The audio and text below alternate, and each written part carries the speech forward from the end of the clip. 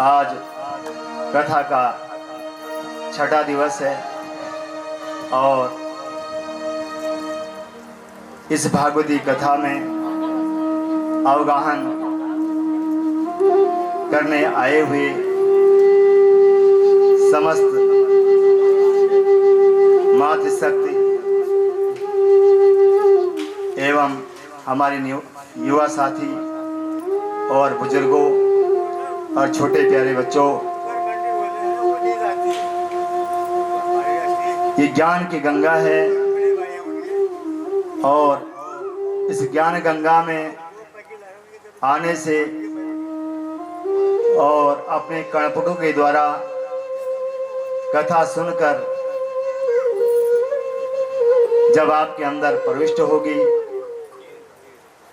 तो आत्मा में भगवान का वास होगा, जिसके लिए हम आए हैं। परमात्मा ने जिसके लिए हमें यहाँ भेजा है, यहाँ आए हम कमाने के लिए नहीं थे। यहाँ आए थे तो हम सिर्फ भगवान का भजन करने आए थे, लेकिन हम भटाटवी में ओ मैया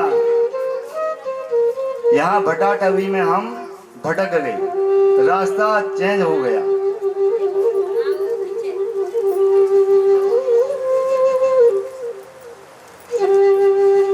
तो जब रास्ता भटक जाता है आदमी तो काफी समय तक रास्ता नहीं मिलता है। आती नहीं ऐसी दशा कभी चल जाती है कि रास्ता ही नहीं मिलता है। उछाना भी रखा, परखना भी रखा, सब कुछ किया। छल पूजने वाले के पास भी गए, छल भी पूजा, मसान भी पूछा, डुएल भी दिया, पर हुआ कुछ नहीं। क्योंकि प्रारब्ध का जो पुण्य है, जब वो पुण्य तुम्हारा जो है प्रकट होगा तब भागवती कथा सुनने को आपको मिलेगी। और उसमें भी जो है सत्संग का होना अति दुर्लभ है। यहाँ पर हमारे ताऊ जी, दो ताऊ जी आए हैं जो प्रकांड विद्वान हैं अपने आप में।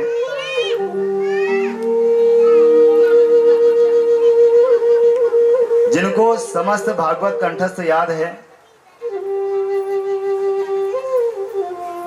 और एक आगे बैठे हैं और एक पीछे बैठे हैं। देखो रक्षा कर रहे हैं यजमानों की भी।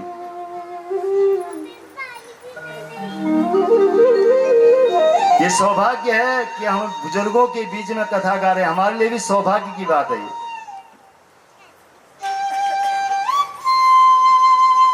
मार्गदर्शन में कथा हो रहा है, बहुत अच्छा आनंद। तो अवगाहन करते आए हुए समस्त श्रोतागणों को व्यासपीठ से दिवाकर जोशी का सादर प्रणाम।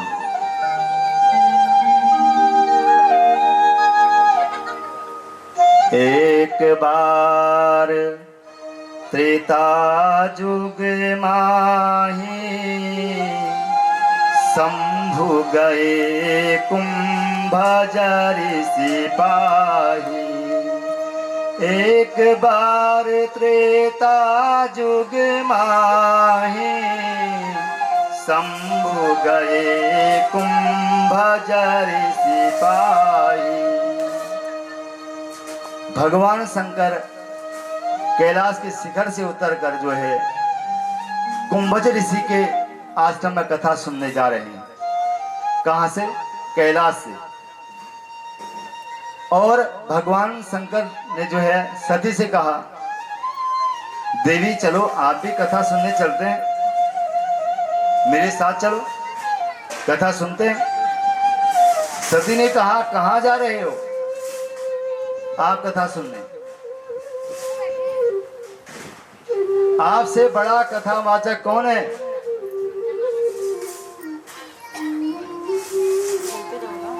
आपसे बड़ा कथा वक्ता कोई नहीं है और कोई हो भी नहीं सकता है। स्वामी मैं ये जानना चाहती हूं,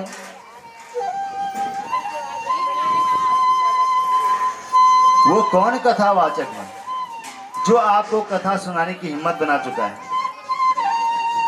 देखो भ्रम, इसको बोलते हैं भ्रम।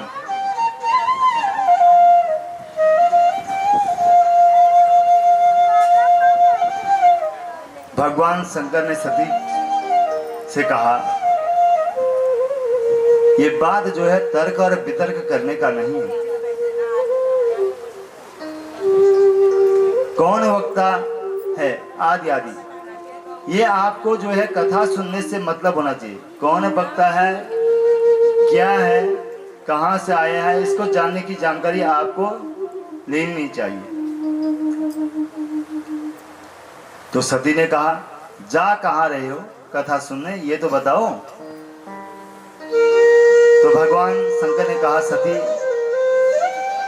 मैं समुद्र किनारे दक्षिण भारत जा रहा हूं। कहां जा रहा हूं? मैं दक्षिण भारत जा रहा हूं। कल्पना करो, कहां रह गया उत्तर भारत, और वो भी हिमालय, और कहां रह गया दक्षिण भारत।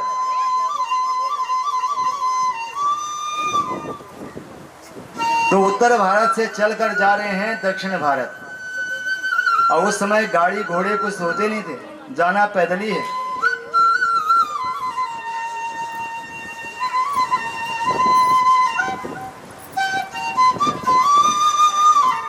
क्यों जा रहे हैं? कथा सुनने जा रहे हैं दक्षिण भारत में। तो देखिए, कथा के जो रसिक प्रेमी हैं वो कहीं से भी आकर कथा सुनने आ सकते हैं, चाहे न्योता दो या ना दो। जिनको भगवान के प्रति श्रद्धा है, भाव है, भगवान में अटूट प्रेम है, तो चल कर कहीं से भी कथा सुनने आ सकते हैं।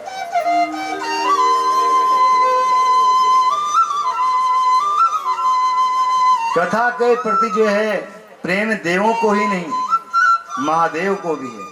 देवों के देव महादेव। तो यज्ञ का संबंध देवों से है, तो कथा का संबंध जो है महादेव से है।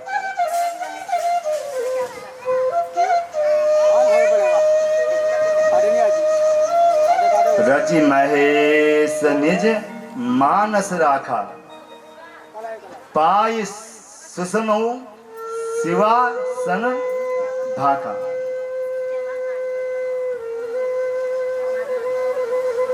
भगवान शंकर ने कहा, सती दक्षिण भारत में जा रहा हूं और कथा सुनने जा रहा हूं। वहां कथा हो रही है। सती ने पूछा, वहां वक्ता कौन है?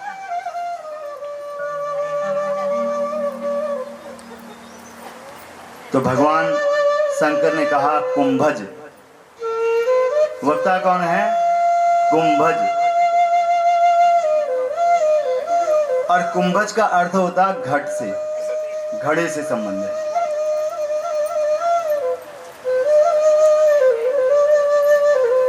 और घट सीमित होता है। घट क्या होता है? सीमित होता है।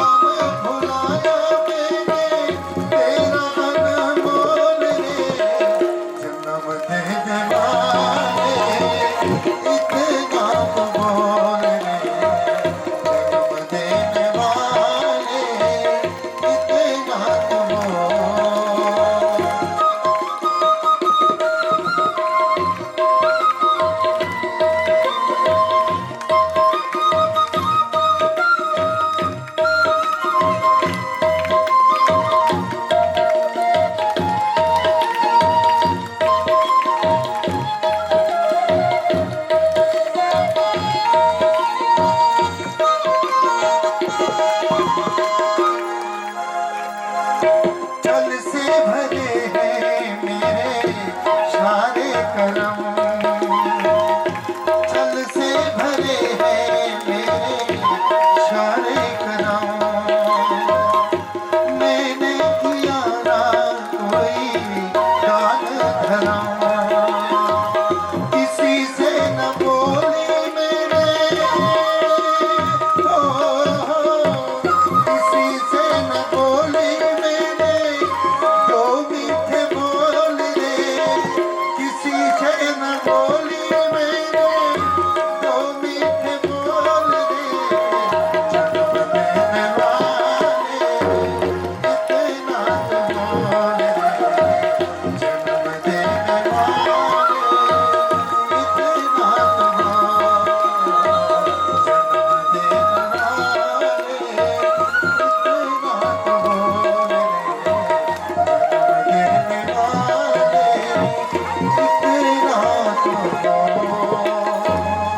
बोले वृंदावन बिहारी लाल की।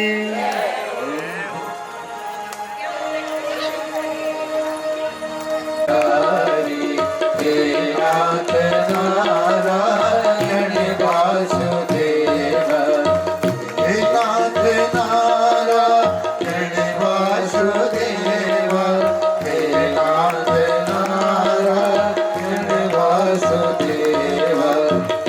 कृष्ण गोविंद हरे मुरारी, हे नाथ नारायण वासुदेव। और तो भगवान ने जो है मूर नामक दैत्य को मारकर भूदेवी ने प्रकट होकर प्रभु की सुंदर स्तुति की और बंदी गृह में जाकर भगवान ने राजकन्याओं को जो है बंधन मुक्त कर दिया।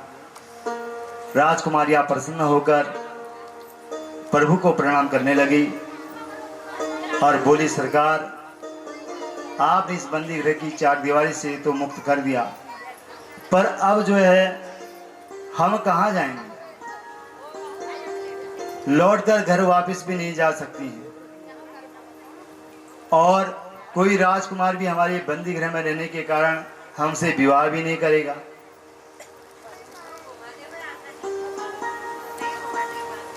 तो हम कहाँ जाएंगे? इससे अब तो मृत्यु के अतिरिक्त हमें कोई दूसरा मार्ग जो है सूझता ही नहीं है। हे प्रभु, हमारा उद्धार कीजिए। तो भगवान बोले, घबराओ मत, जिसके लिए जीवन के सारे रास्ते बंद हो जाते हैं उसके लिए मेरे घर के दरवाजे सदा खुले रहते हैं। तब तो समस्त राजकुमारियां भगवान के चरणों में समर्पित हो गई। प्रभु, आपने हमें नवजीवन जो है प्रदान किया है, ये जीवन आपके चरणों में ही समर्पित है। भगवान ने तथास्तु कहकर समस्त राजकुमारियों के साथ जो है एक ही मुहूर्त में विवाह करके स्वीकार किया और इस प्रकार परीक्षित भगवान के 16,108 विवाह संपन्न हुए।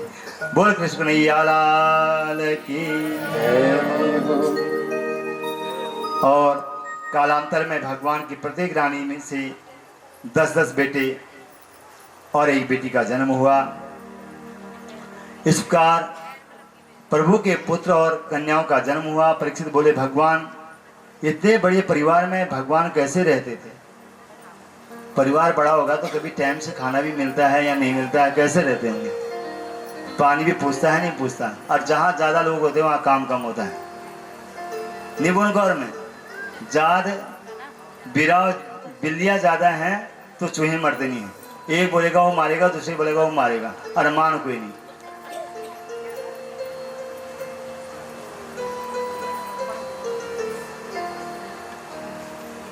तो एक दिन जो है प्रभु ने सोचा, हमारी इतनी रानियां हैं, पटरानियां हैं, कभी कोई रूठ जाती है, कभी कोई कोप भवन में बैठ जाती है, और प्राय हम सबको मना लेते हैं और हमें रूठी रानियों को मनाने में बड़ा आनंद आता है। परंतु आज तक हमारी रुक्मिणी हमसे कभी रूठी नहीं। चलो आज रुक्मिणी को जो है थोड़ा नाराज करके आते हैं। इन्हें क्रोध आता भी है या नहीं भी आता है, और क्रोध आएगा तो कैसी लगेगी?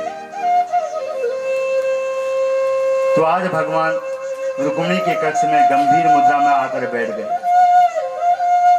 रुक्मिणी ने पहली बार प्रभु के मुख पर यह गंभीरता देखी तो बेचारी जो है पंखा लेकर हवा करने लगी।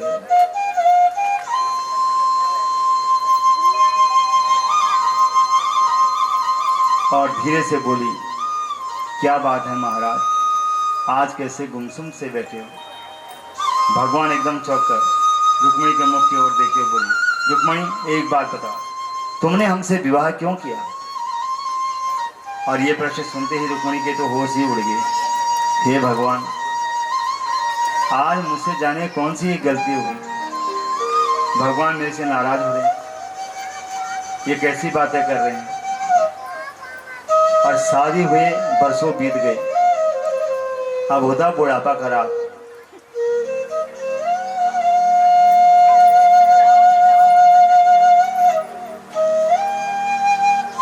और 10 पुत्र के पिताजी भी बन गए और पूछ रहे हैं कि तुमने हमसे विवाह क्यों किया। ये भी भला कोई प्रश्न है? तो रुक्मिणी मौन हो गई, कुछ नहीं बोली रुक्मिणी। और भगवान जो है तिरछी निगाह करके देख रहे हैं कि देखें गुस्सा आ रहा है कि नहीं, पर कोप का कहीं कोई लक्षण नहीं। भगवान और अधिक छेड़ने लगे, रुक्मिणी मेरी दृष्टि से तो हमारा तुम्हारा जोड़ा भी कुछ ठीक अच्छा नहीं बना है। कहाँ तुम राजघराने की, कहाँ अपने राम जिनके माँ बाप का कोई ठिकाना ही नहीं, खानदान का भी पता नहीं, गुण हमने कुछ भी नहीं। ये भले ही मान लो कि नंबर 1 के चोर हैं, चोर पक्के हम, और यही गुण हमने बचपन से सीखा है। और यदि तुम ये कहो कि हम बड़े पराक्रमी थे, पराक्रम में ज़्यादा अच्छे थे, तो सारी दुनिया जानते है कि रणछोड़ भी हैं हम। एक बार हम युद्ध से भाग भी गए थे। और तुम यदि कहो कि मैंने तो अपने माता पिता की आज्ञा अनुसार तुम्हारा चयन किया है, तो देवी तुम्हारे परिवार ने शिशुपाल को पसंद किया था और तुम ही हमारे जो है साथ विरोध करके चली आई। और मेरी समझ में नहीं आता कि शिशुपाल में कमी क्या थी।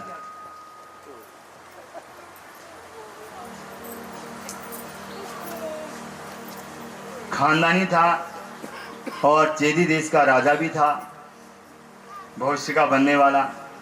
और अपने राम को तो राजा कभी बनना भी नहीं है, राजा तो हमेशा उग्रसेन ही नहीं बनना है। तो तुमने विवाह कैसे कर दिया? और रुक्मिणी जी की तो धड़कन तेज होनी है भाई, स्वाभाविक है। पति परमेश्वर ऐसा बोलेंगे तो किसका मन लगेगा घर में। जब इतना सब सुनने पर भी रुक्मिणी जी ने कुछ नहीं बोला, तो भगवान बोले, रुक्मिणी मैं तो कहता हूँ कि अभी भी कुछ नहीं बिगड़ा है। और ये जो शब्द रुक्मिणी जी ने सुना, फिर तो पूरे होशी उड़ गई, हाथ का पंखा जो है दूर गिर गया और रुक्मिणी मूर्छित होकर गिर गई। भगवान समझ गए ये तो घबरा गई।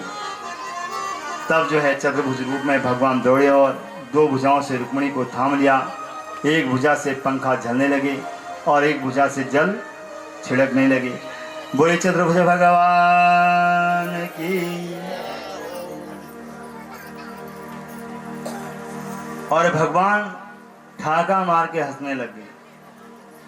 हे देवी, विवाह को कितने साल हो गए और इतने वर्ष बीत गए, अब 10 पुत्रों की मात्रा बन गई, और आज मैंने थोड़ा सा परिहास क्या किया तो तेरे तो होशी उड़ गए, इतना घबरा गई। ये सब हंसी मजाक की बातें थी। और एक बात कहूँ, गृहस्थ जीवन में सुबह से शाम तक जो है झंझटों के अलावा कुछ नहीं। लगभग घरों में तो कलेश ही रहता है।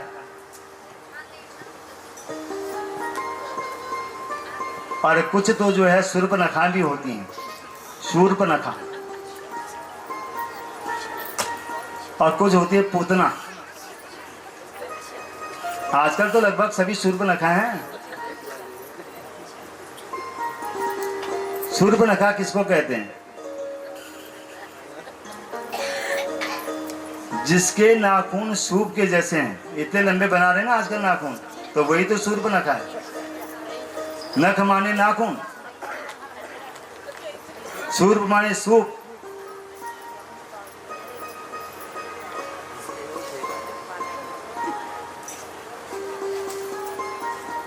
भाई अच्छे से रहो। सीता जी ने कभी जो है अपने सास ससुर को माता या पिता का दर्जा नहीं दिया। दिया? बोला उन्हें पिताजी बोला ससुर को? क्या बोला? और आजकल तो जब शादी होती है एक पक्ष का हो जाता डैडी और एक पक्ष के होते थे पिताजी। डैडी माने डैड, तुम बहुत पहले मर चुके हो, अब तुम्हारा जो है हमने पिरामिड रखा हुआ है घर में। यही तो है। अच्छा बोलते नहीं बोलते हैं?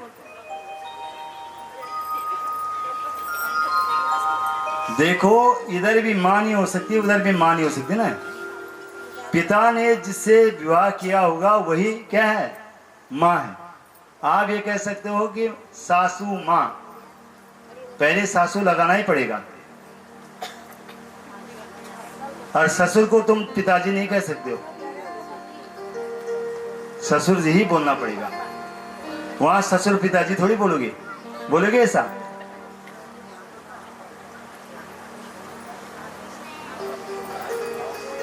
क्योंकि हम जो है खाना भी कुछ ऐसी खा रहे हैं ना, इसीलिए मति भी भ्रष्ट वैसी होगी।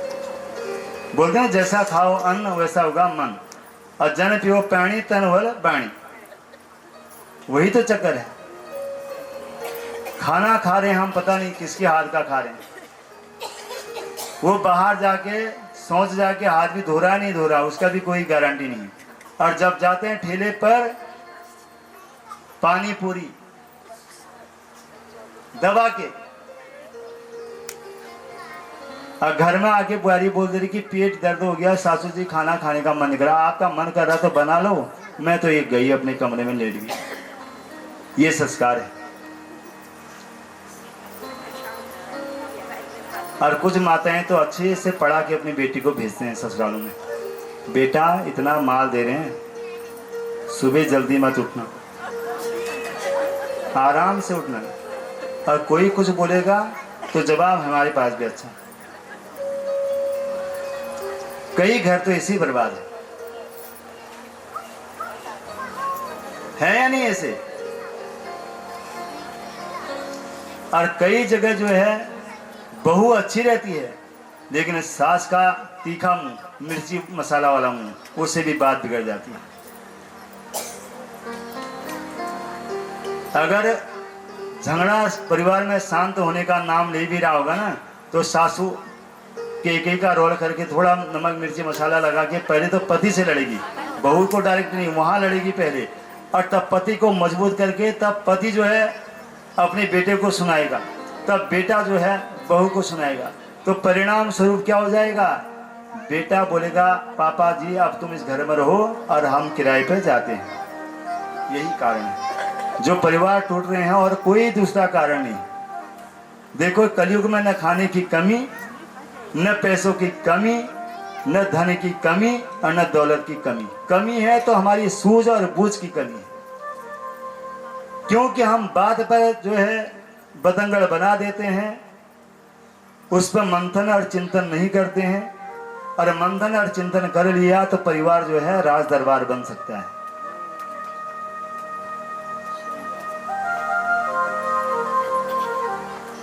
और कई जगह क्या होता है, बेटियां पैदा होगी तो बहू की जान में जान, कुल बेटियां ही हो रही है, इस पर खाना पीना बंद करो इसका। ऐसे भी हैं, ये कथा मनुष्य पर ही है। देखो इस धरती पर बेटी नहीं होती, अगर शक्ति नहीं होती तो सृष्टि कैसे चलता? तो माताओं से तो शक्ति आती है,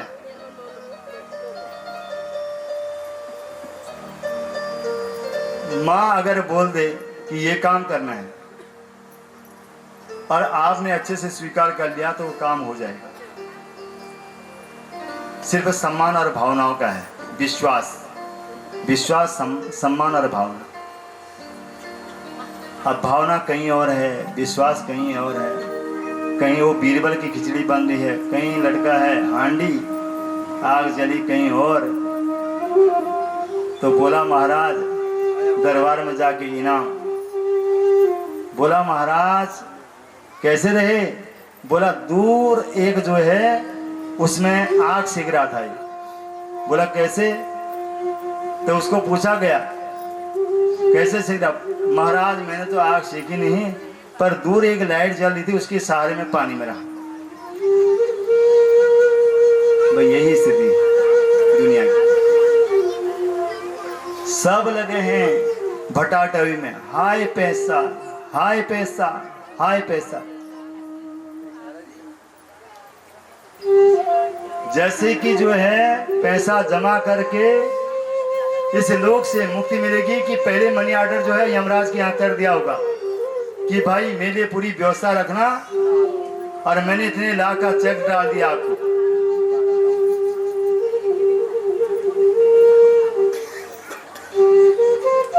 वहां न पैसा काम आएगा, न दौलत काम आएगी और न खूबसूरती काम आएगी। वहां एक ही काम आएगा, क्या? नारायण नाम। हरिर नामेर केवलम। वहां परमात्मा के ही नाम। अगर जिसने जो पूंजी जमा की है परमात्मा के नाम की, वो पूंजी आपके पास यदि परिपक्व रूप में है तो तुम्हें घबराने की जरूरत नहीं। तो मृत्यु तो हजारों मरे, लाखों लोग एक दिन में मर रहे हैं, हजारों मर रहे हैं, करोड़ों में मर रहे हैं, लेकिन मरने का भी मजा कुछ और ही है। मरने का मजा भी कुछ और है। एक मर रहा है तो अपने पुत्रों के बीच में जो है मर रहा है। एक व्यक्ति वो भी मर रहा है जो रोड में मर रहा है और पीठ पर बोझ है। एक व्यक्ति ऐसा भी तो मर रहा है। और एक व्यक्ति वो मर रहा है जो तड़प तड़प करके मर रहा है। और एक व्यक्ति ऐसा ही मर रहा है जो बिस्तर पर 100 साल पार कर गया, कीड़े मकोड़े चाट रहे हैं उसको। ऐसे भी मरने का भी तरीका है। और एक मरना है जब मर रहा है भगवान को याद करके मर रहा है, और जब जो है यहाँ से जा रहा है अपने पुत्रों के कंधे में जा रहा है, और पुत्रों के कंधे में जाने के बाद भी जो है वहाँ विमान खड़ा है और इस विमान में चढ़ा करके तुरंत पुत्रों के द्वारा अग्निदाह के द्वारा सीधे स्वर्ग को भेजा जा रहा है। तो कौन सा मरना अच्छा है? ये कब होगा? जब तुम अपने पुत्रों से अच्छा बर्ताव करोगे और तुम्हारे पुत्र तुमसे अच्छा बर्ताव करेंगे। और ये तब होगा जब बचपन से ही तुम अपने पुत्रों को अपने साथ सुलाओगे, अपनी बेटियों को अपने साथ सुलाओगे। आजकल तो तुमने अपनी बेटियों को अलग कक्ष दिया है, अपने बेटे को अलग कक्ष दिया है, रात भर फेसबुक इंस्टाग्राम चल रहा है, तो तुम्हारी क्यों सुनेगा शादी करने के लिए? वो जो उसने चयन किया होगा उसकी सुनेगा? तुमको तो सिर्फ बोला जाएगा खर्चा करो और उस रिजॉर्ट में जाना है, उस होटल में जाना है। तो ये जीवन है, इसको पहले समझना होगा।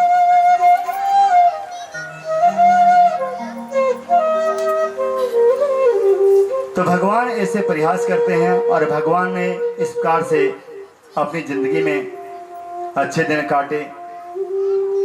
और भगवान कहते हैं हरी सुंदरी, गृहस्थ व्यक्ति प्रपंचों से जो है पीड़ित होकर जब परेशान हो जाता है तब अपनी प्रिया के पास पहुंचता है। तो हास प्रयास ये मनोरंजन के जो है सारे प्रपंचों को भूल जाता है, और इसे प्रयास करना जीवन में बहुत जरूरी है। अपने घर में भी होना चाहिए सब। और इसके बाद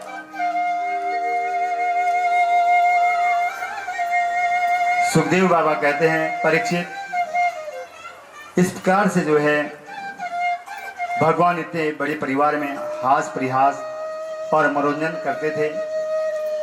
और जीवन में कभी जो है माधव का मुख मुरझाया नहीं। जो खुश रहते हैं उनको परमात्मा हमेशा खुशी देखता है। जिनके पास होने के बाद भी जो है रोते रहते हैं, कुछ नहीं है, तो भगवान जो है 24 घंटे में एक बार जो है सरस्वती को जो है भेज देते हैं, जाकर उसकी मुंह पर बैठ जाओ। अब जब सरस्वती बैठती है तो बोलते तथास्तु, ऐसा ही हो। फिर गरीबी की उल्टी गिनती शुरू। ये है जीवन।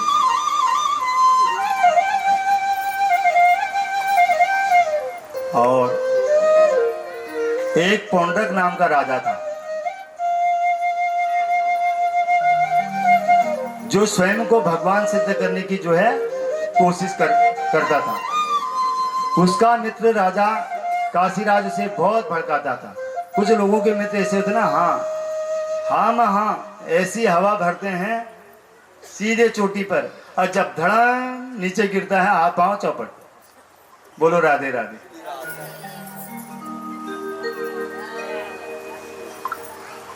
दोस्त भी ठीक होना चाहिए, जो तुम्हें जो है कष्ट में साथ दे, तुम्हारे दुख सुख में साथ दे।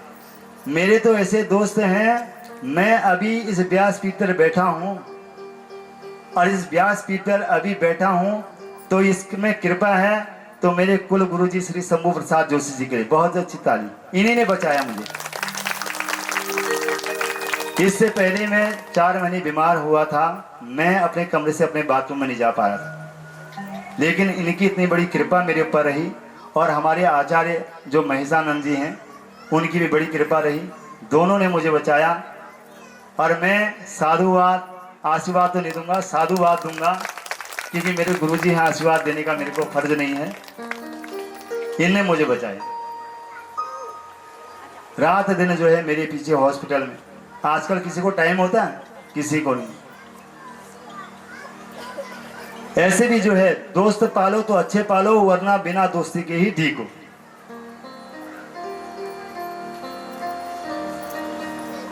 तो उसका मित्र राजा काशीराज उसे बहुत भड़काता था कि तू भगवान बन, अब मैं तेरा पुजारी बन जाऊंगा और दुनिया में तेरा प्रचार प्रसार मैं करूंगा।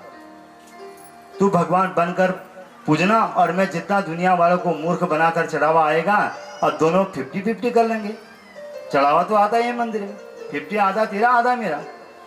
ना कर सोरम आधा तोरम आधा मोरम, घृतम चोरम।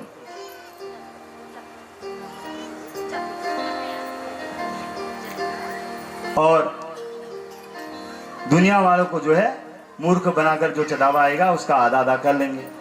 आप बताओ, जब जगत में धराधाम पर साक्षात परमात्मा श्री कृष्ण विराजमान हो, उस समय पौंड्रक जैसा व्यक्ति भगवान बनकर घूमता था। और यदि आजकल इस युग में 2-4 लोग परमात्मा बनकर घूमते तो उसमें शंका करने की तो बात नहीं होनी चाहिए। ये कलयुग है, इसमें तो कला का युग है, अपनी कला का प्रदर्शन हर कोई करेगा। पौंड्रक ने नकली गरुड़ बना लिया और अपने शरीर में 2 नकली हाथ भी लगा दिए। 2 तो थे, 2 और लगा दिए, 4 हाथ बन गए महाराज। और शंख चक्र गदा पद्म जो है सब नकली बना लिए। और इसका गरुड़ जो है सचमुच आकाश में घूमता था। और भोली भाली जनता पागल बन गई। और जय पौंड्रक वासुदेवाय आरती करने लगे। जय पौंड्रक वासुदेवाय आरती।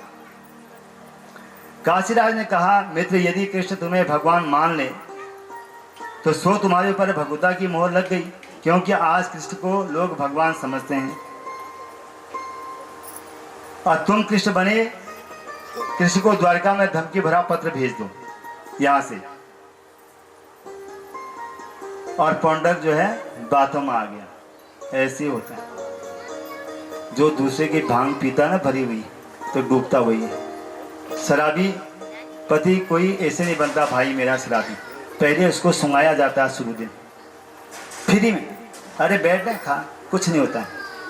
एक दिन थोड़ा, दूसरे दिन थोड़ा, तीसरे दिन थोड़ा, 1 महीने में जब वो प्रभक्त बन जाता है और जब उनके बीच में जाता है तो उसको जब लात पड़ती है वहाँ से कि साले फ्री के हैं, तब घर में चोरी करना प्रारंभ शराब के लिए, और तब होता परिवार खराब, और तब वो लेटा रहता है गलियों में।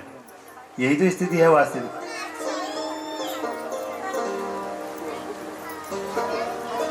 तो धमकी भरा पत्र भेज दिया और पौंडक जो है बातों में आ गया।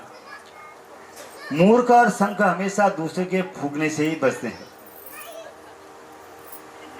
मूर्खों को तुम अच्छी बात बताओ समझ में नहीं आएगी, अब बुरी बताओ तो पट्ट पकड़ेगा, उसी को करेगा।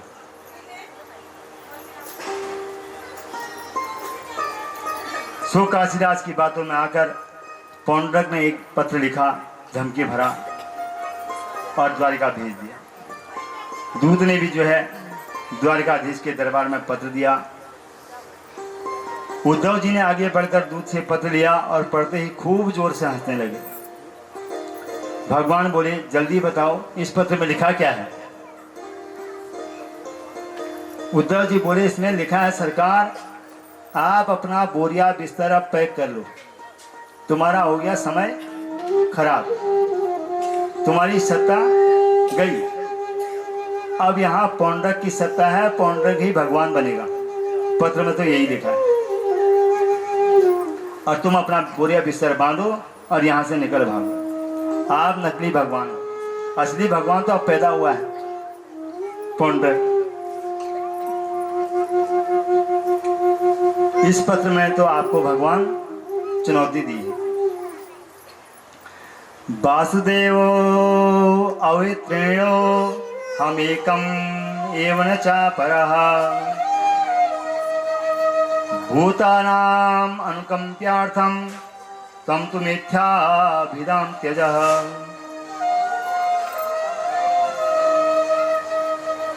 और पौंडरक ने अपने उड़न खटोले गरुड़ का खटकाया, दबाया, और उसका गरुड़ जो है पूरी सृष्टि में आकाश में घूमने लग गया। और दूसरा खटका दबाया तो अंगुली में सुदर्शन चक्र आ गया। इतना सब देख देख कर भगवान खूब जो है हंसे। उद्धव, हम तो गजब कर दिया, इससे तो हम तो खूब खुश हुए, मेरा दूसरा रूप एकदम बनाकर तैयार कर दिया। और दुनिया हमेशा जोरक्सी करती है, फोटोकॉपी, नकलची भारत ने, और नकल से सावधान लिखा रहेगा लेकिन करेगा नकली।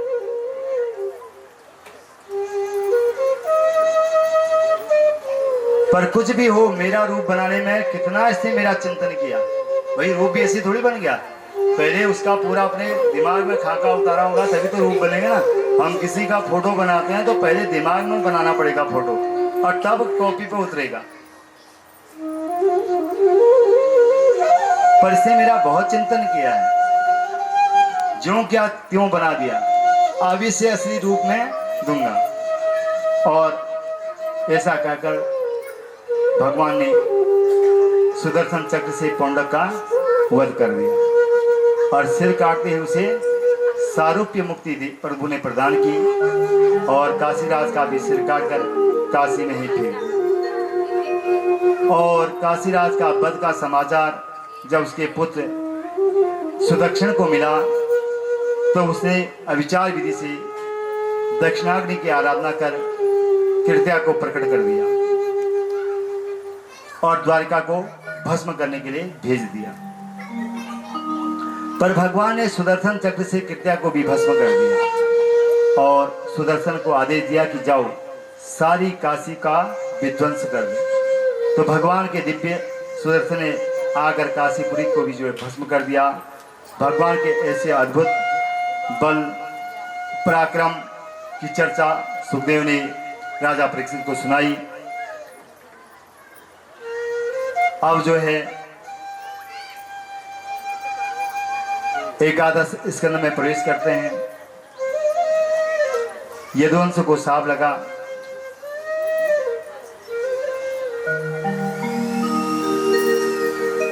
भगवान द्वारकाधीश ने देखा कि मैंने अब असुरों का संहार करके पृथ्वी का प्राय जो है भार दूर कर दिया है। पर अब मुझे ऐसा लगता है कि कहीं मेरे जाने के बाद मेरा वंश ही जो है पृथ्वी का भार न बन जाए। और 56 करोड़ यदुवंशी हैं जो एक से एक जो है बलशाली हैं।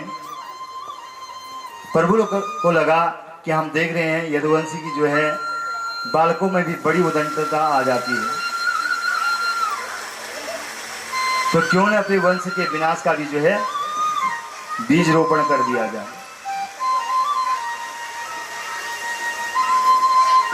भगवान तो षडैश्वर्य संपन्न है, वह भार उतारने आए हैं।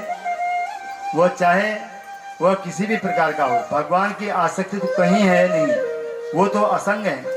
तो भगवान का संकल्प हुआ और संतों का आगमन हुआ।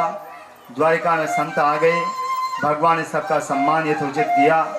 कहा महाराज हमारी हार्दिक इच्छा है किधर पे सुदामा गरीब आ गया है, हरिद्वार पालो कन्हैया से कह दो।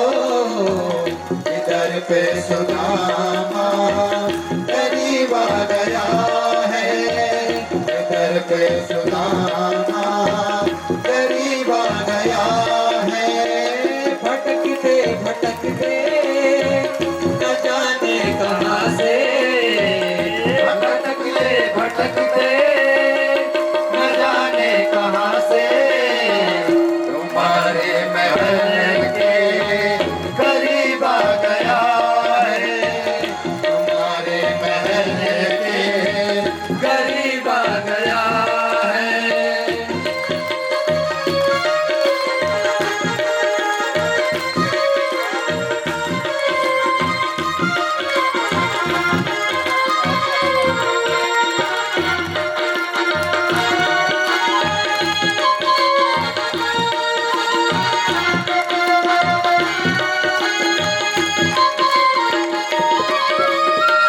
कसर पे है पगड़ी, कसर पे है जामा, बता दो कन्हैया को नाम है सुदामा, बता दो कन्हैया को नाम है सुदामा। कसर पे है पगड़ी, कसर पे है जामा, बता दो कन्हैया को नाम है सुदामा, बता दो कन्हैया को नाम है सुदामा। एक बार मोहन सजा करके कह दो, एक बार मोहन सजा करके कह दो। लेने सका बदे नसीब आ गया है, लेने सका बदे नसीब आ गया है। हरिद्वार पालो कन्हैया से कह दो, किधर पे सुदामा करीब आ गया है, किधर पे सुदामा करीब आ गया। बोले कितने भगवान सुदामा महाराज की, बोले कृष्ण कन्हैया लाल की।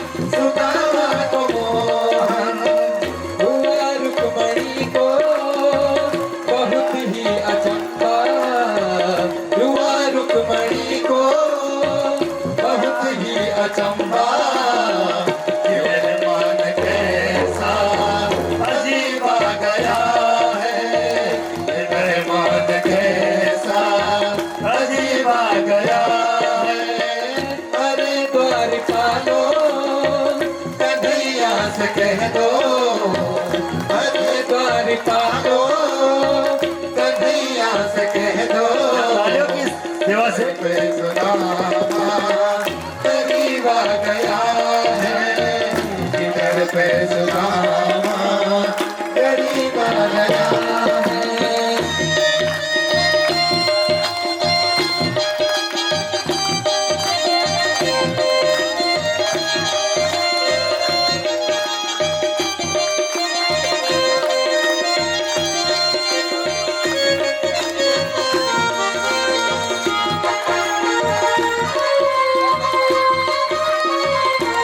जय हो।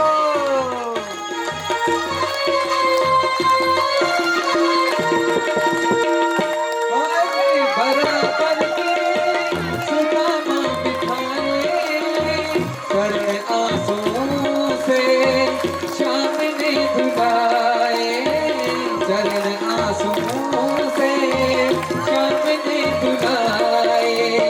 शुद्ध ही दौड़े चले आए मोहन, लगाया गले से सुदामा को मोहन, लगाया गले से सुदामा को मोहन, हुआ रुक्मणी मणि को बड़ा ही अचंभा। हुआ रुक्मणी जी, को रुक्मणी जी कहाँ हैं? ही अचंभा, ये मेहमान कैसा अजीब आ गया है, ये मेहमान कैसा अजीब आ गया है। अरे द्वार पालो, कन्हैया से कह दो घर पे सुदामा करीब आ गया है, बोले भक्तोत्तर भगवान की। करीब आ गया है, घर पे सुदामा करीब आ गया है।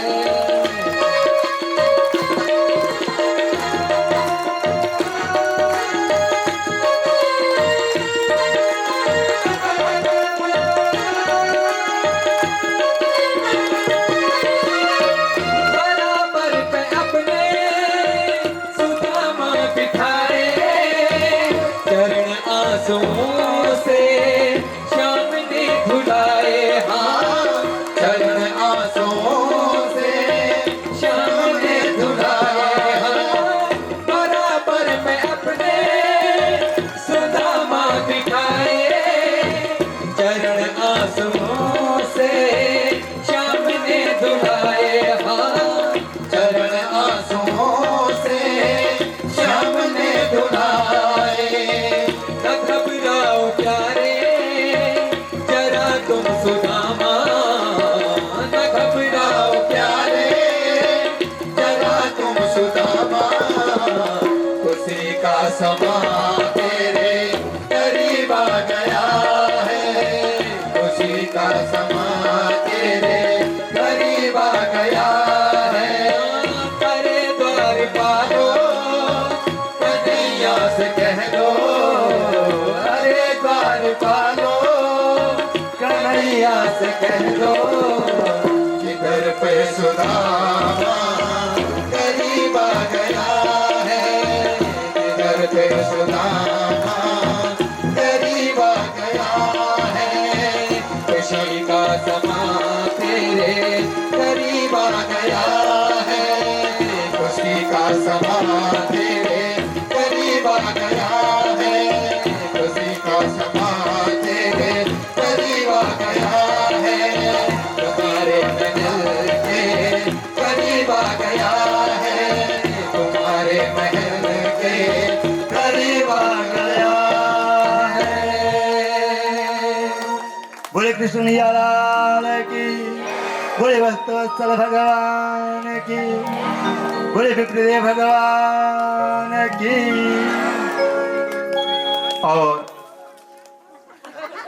महापुरुष के चरण धोते हैं और रुक्मिणी जी भागी भागी आई और इधर भगवान सुदामा जी के श्री चरणों में बैठ गए। पीताम्बर को उठाकर सुदामा के चरणों में लगी धूल को जो है सने सने झाड़ने लगे।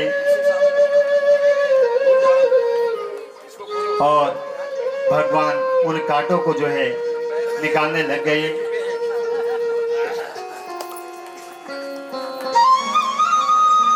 ऐसे बेहाल बेवाइन सो पग कंटक जाल लगे पुनि जोए।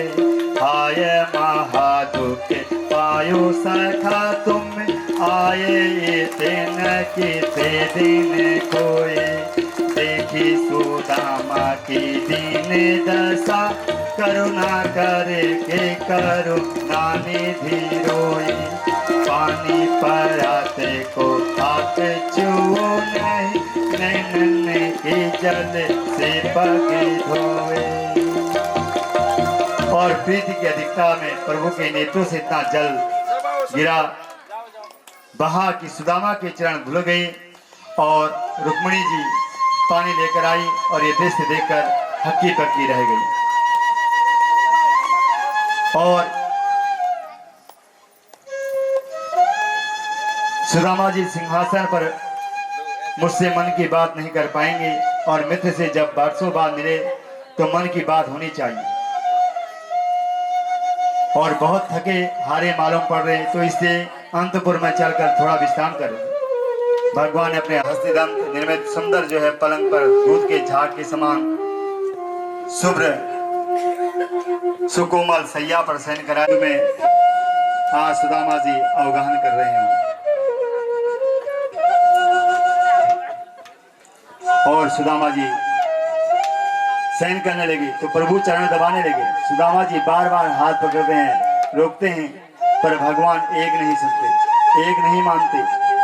सुदामा जानते हैं कि उन्हें बचपन से ही मालूम है कि ये बड़ा हठी और जिद्दी है, जो करना चाहे सो करेंगे, बात मानने वाला नहीं है। और रुक्मिणी जी ने देखा जब मेरे स्वामी चरण सेवा कर रहे हैं तो मुझे भी तो इस महापुरुष की कुछ सेवा करनी चाहिए। तो तुरंत एक पंखा लेकर पंखा झलने लग गई। और देखो तो इस अवधूत की ठाक साक्षात लक्ष्मी जी से पंखा झल रही है। साक्षात लक्ष्मीपति जिसके चरण दबा रहे हैं। संसार में इससे बड़ा संपन्न और कौन हो सकता है। लक्ष्मी नारायण दोनों ही सेवा में समर्पित हैं। तो भगवान कहना चाहते हैं कि कोई सुदामा जैसा बने तो सही। निरपेक्षम मुनि शांतम निर्वरे समदर्शनम अनुवर्ज्याम्याम नित्यम पुयेतादिक्रेडुभिः। भगवान तो उसकी चरण रज में स्नान करते हैं तो तैयार हैं। कोई निरपेक्ष तो बनकर तो देखो। और भगवान प्रभु का भजन जो करते हैं तो उससे भी भगवान अपेक्षाएं रखते हैं। भगवान से भी ये मांगने बहुत सारी अपेक्षाएं, पर किसी से कोई अपेक्षा नहीं, मन में कोई इच्छाएं शेष नहीं है सुदामा जी की। ऐसा निरपेक्ष संत कोई बन जाए तो भगवान कहते हैं कि मैं नित्य प्रति उसके पीछे पीछे जो है भागते रहता हूँ ताकि उसके अपने को पान करूं। तो अब बात चर्चा चल रही है कि पहले बताओ कि विवाह हुआ या नहीं हुआ। सखा ब्याह बचाने भाई बयान लचाने ले आए।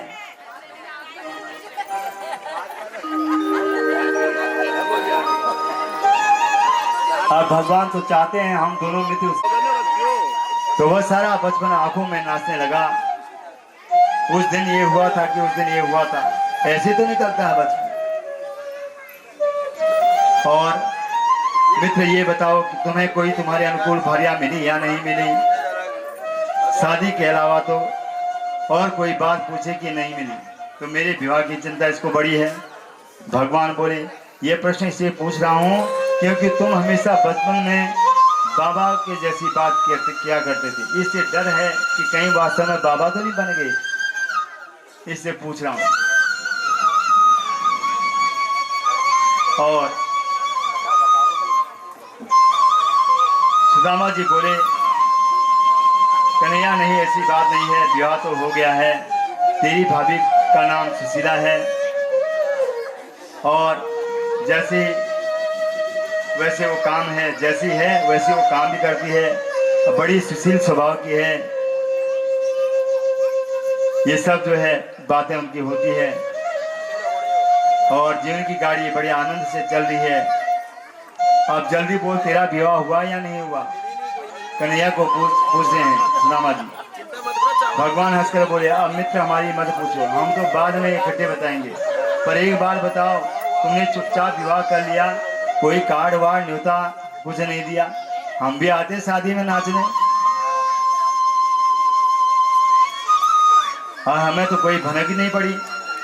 चलो कोई बात नहीं, शादी तो होगी, पर पहले ही बताओ कि जब यहाँ आए हम तो हमको मिलने, तो भाभी जी तो कुछ लाई होगी, जरूर कुछ दिया होगा।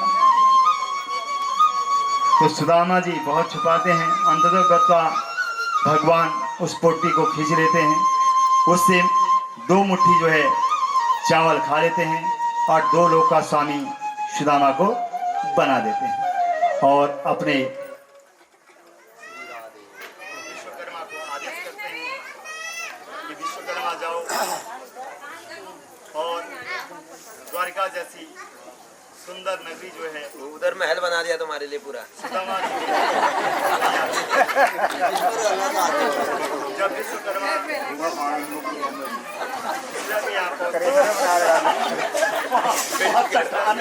चट्टान के ऊपर गिरेगा, चट्टान गिरेगा तो क्या हुआ? सुशीला बोलती है,